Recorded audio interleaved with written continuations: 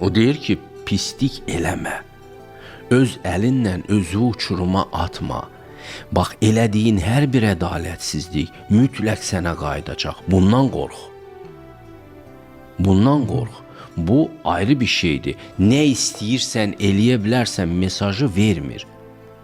Qorxulu o vaxt olur həyat ki, bilirsən ki, burada qayda qanun yoxdur. Hətta həbsxanada belə qayda qanun yoxdur, sonrası cəhənnəmdir. Amma hətta həbsxanada belə qayda qanun yaradılır. Belə xaosun özündə belə qayda qanun var. Yox, yəni ədalət olmalıdır, başa düşürsünüz.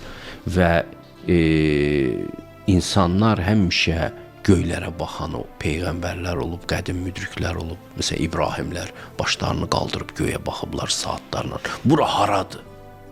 Bura necə bir yerdir? Burada ən əsas nədir? Kimə sığınmaq olar qorxudan? Allah deyir ki, mənə sığının qorxudan.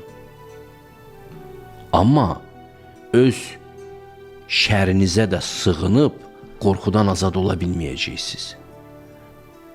Mənə sığının, mən ədalətin tanrısıyam.